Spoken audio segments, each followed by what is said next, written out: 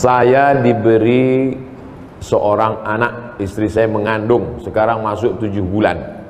Apa amalan afdal untuk saya sebagai suami untuk kebaikan kandungan?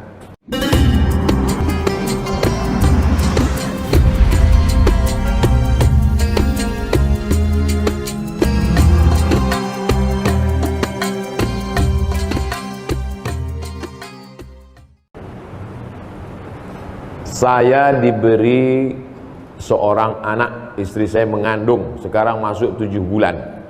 Apa amalan afdal untuk saya sebagai suami untuk kebaikan kandungan? Perempuan yang sedang hamil itu hatinya risau, takut nanti melahirkan susah, takut nanti sesar, takut diganggu jin. Maka hatinya tenang dengan zikir, banyak-banyak sholawat. Allahumma sholli ala sayyidina Muhammad wa ala ali sayyidina Muhammad. Allahumma sholli ala sayyidina Muhammad wa ala ali sayyidina Muhammad. Makanya Pak Kiai selalu nyuruh, gimana nih Pak Kiai, istri saya hamil? Baca surat Yusuf supaya hatinya tenang. Padahal tujuan Pak Kiai baca surat Yusuf supaya hatinya tenang dan anaknya soleh, tidak mau berzina seperti Nabi Yusuf. Cuman kadang ibu hamil ini salah sangka, disangkanya anaknya ganteng macam Nabi Yusuf. Pas lahir hitam komplain. Pak Kiai iki anake ireng piye iki? Pak Kiai orangnya sabar, nggak marah. Bojone ndi? Pas dia bojo iki podo.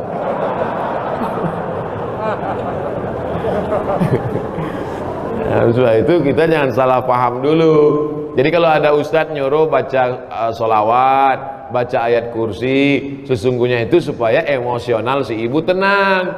Kalau ibunya tenang, anaknya juga ikut tenang. Salatullah salamullah ala taha rasulillah. Salatullah salamullah ala yasin habibillah. Tawassalna bi bismillah wa bil hadi rasulillah wa kulli mujahidin lillah bi ahlil badri ya Allah. Ibunya tenang, anaknya tenang, suaminya tenang, maka mudah melahirkan. Kalau otot-ototnya kaku, dia stres, dia takut, itu susah melahirkan. Tenang, mudah, asyik lahir. Mudah-mudahan ibu diberikan kemudahan, amin. Sekaligus Ustadz beri usulan nama. Anaknya laki-laki. Anaknya laki-laki, kasih namanya Hawari. Hawari artinya penolongku. Mudah-mudahan anak ini menjadi penolongmu nanti di akhirat, mendapat syafaat, karena anak ini menjadi penghafal Quran. Hawari. Boleh ditambah belakangnya, depannya, terserahlah. Namanya saya kasih Septi Hawari Pak Ustadz. Kenapa Septi? Lahir September. Aduh, yang pakai bulan-bulan itu tak usah lah lagi.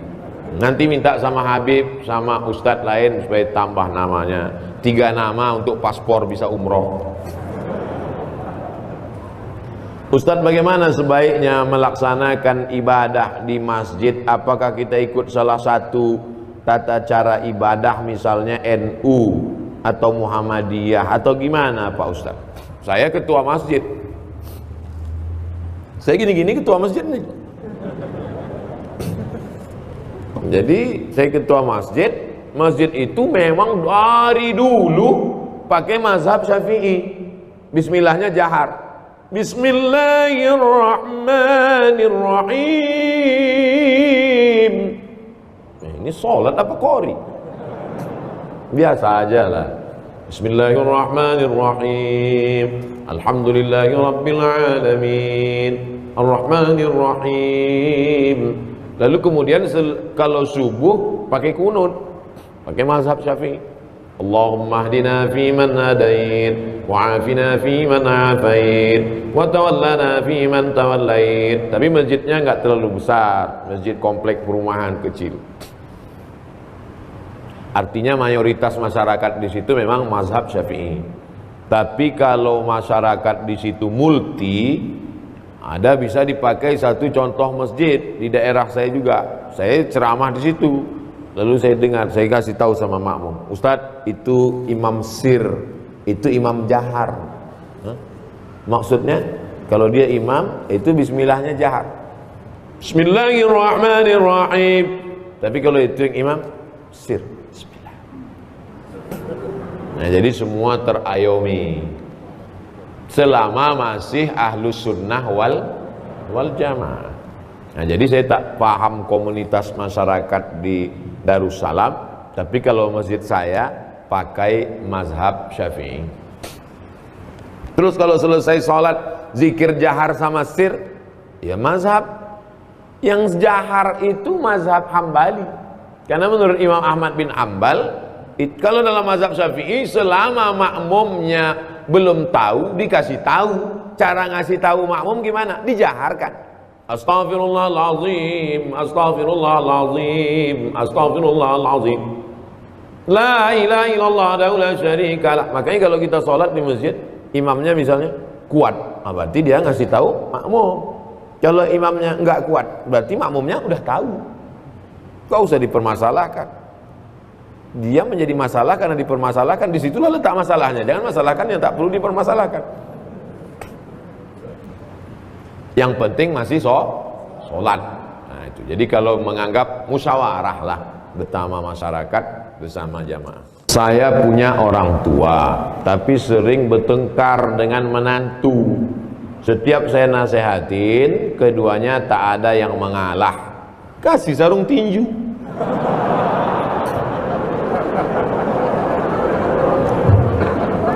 Bagaimana caranya supaya orang tua saya dan menantunya itu bisa akur kembali tanpa menyakiti keduanya, Pak Ustadz? Arisan keluarga, undang Ustadz. Ustadz yang lembut. Jangan Ustadz yang keras kasar macam saya yang lembut. Ibu, bapak, lembut, baik. Nah, kasih tahu dia tentang bahayanya ini segala macam. Nanti dia yang ceramah. Bahannya dari bapak, tapi lidahnya yang dipakai lidah ustadz gitu. Kalau saya nggak bisa, karena saya pernah dipakai gitu sama ketua masjid. Bahannya dari ketua masjid, pakai lidah saya. Siapa yang meminta sedekahnya kembali, maka dia seperti anjing yang menjilat muntahnya. Karena masukan dari ketua masjid, ini ada sedekah yang diminta kembali. Jadi saya sampaikan begitu. Setelah selesai acara, mohon maaf Pak Ustadz, yang disindir nggak datang gitu. Jadi sejak itu saya nggak mau nyindir itu, nggak mau. Kalau ada to the point, mana orangnya gitu. Jadi, tapi kalau untuk ini nggak bisa. Jadi adik-adikku sekalian walaupun udah ngaji nggak bisa menceramahi dia, karena orang tua itu tidak pernah melihat kita ini besar. Ibu melihat anak ibu walaupun udah kuliah, dia tetaplah anak kecil yang umur 2 tahun belajar berjalan. Gak pernah kita melihat anak-anak itu dewasa.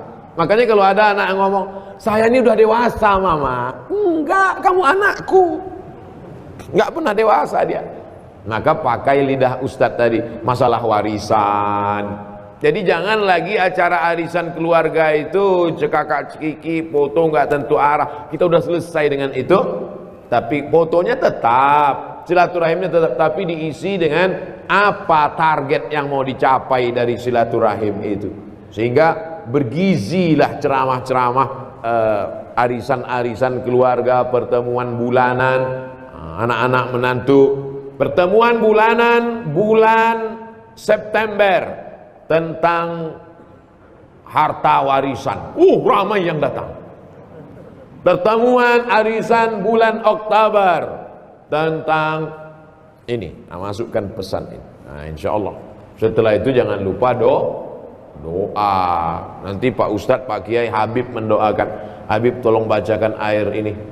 Dibacakannya air, masuklah doa itu ke dalam air, berubah molekul-molekul air itu menjadi cahaya.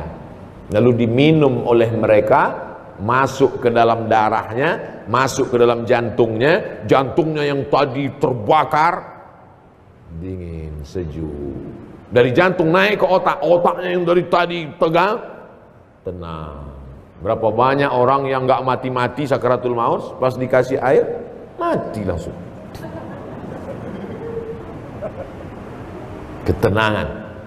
Nah, jadi yang meneliti itu malah orang Jepang, bukan orang Arab, bukan orang Islam. Diteliti mereka air yang dibacakan doa, dipanggil tokoh-tokoh agama, air yang paling bening, paling bercahaya, yang dibacakan oleh ulama dari kalangan umat Islam. Allahu Akbar. Molekul-molekul cahaya. Oleh sebab itu doa. Ada enggak ini Pak Ustadz dalilnya zaman Nabi dibacakan air? Ada. Sahabat Nabi datang lapor, ya Rasulullah, ya aku dapat kambing 30 ekor, halal apa enggak ini kambingnya? Kok bisa dapat kambing dari mana? Di kampung itu ada orang gila, minta doa. Lalu ku baca Al-Fatihah, menahan air liur banyak-banyak. Setelah itu ku ludah gitu dia, sehat. Dikasih kambing, kambingnya halal apa enggak? Itulah dalil ruqyah. Ruqyah membacakan ayat-ayat ke air atau langsung ke telinga. Mana tahu dia dirasuki jin dan setan. Itu ada darah di jantung itu. Di dalam jantung itu. Ibu bapak nanti kalau motong ayam, coba belah jantung ayam itu ada darah menggumpal di dalam. Darah yang menggumpal di dalam itulah yang dinaikkan oleh setan. Dinaikkan oleh setan. Kalau dia mendidih ke atas, namanya marah. Kalau dia tidak meledak ke atas, tertahan ke dalam, namanya sedih. Misalnya kita lagi berdiri, tiba-tiba kaki kita diinjak sama orang, kita marah.